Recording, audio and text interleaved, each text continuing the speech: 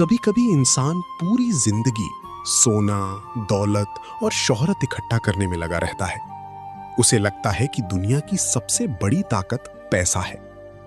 लेकिन क्या होगा अगर एक फटे कपड़ों वाला फकीर एक ऐसे अमीर सौदागर से ज्यादा इज्जत पा जाए जिसके पास बेहिसाब खजाना हो?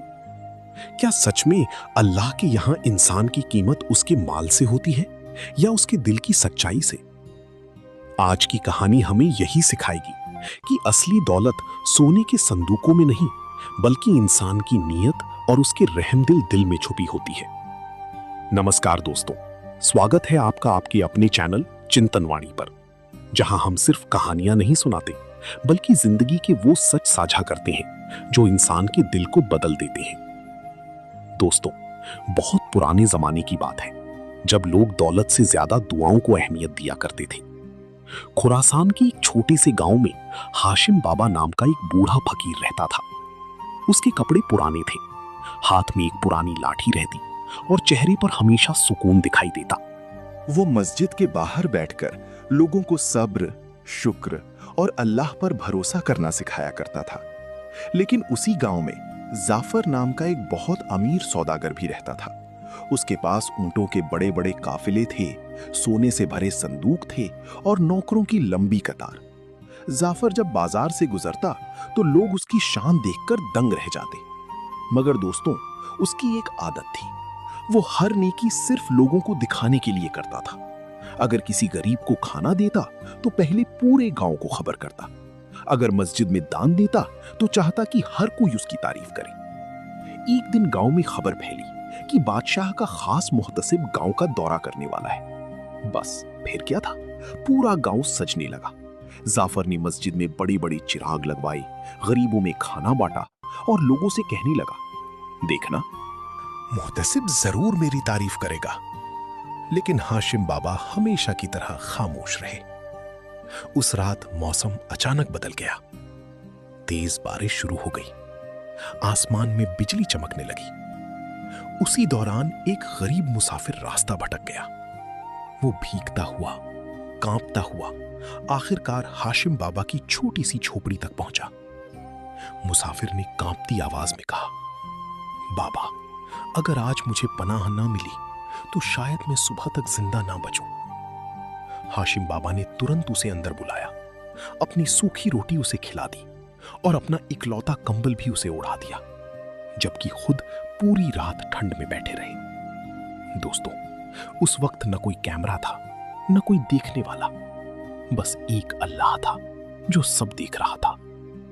सुबह हुई, गांव में मुहतसिब का काफिला पहुंचा। लोगों ने फूल बरसाकर उसका स्वागत किया। जाफर सबसे आगे खड़ा था।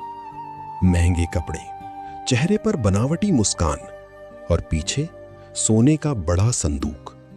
उसने गर्व से कहा, हुजूर, ये गरीबों के लिए मेरी तरफ से तोहफा है। मुहतसिब ने सिर हिलाया, लेकिन तभी भीड़ में से वही मुसाफिर आगे आया जिसकी जान हाशिम बाबा ने बचाई थी। उसने कहा, अगर इस गांव में कोई सबसे नेक इंसान है तो वो बूढ़ा फकीर है जिसने बिना किसी लालच के मेरी मदद की। पूरा गांव हैरान रह गया।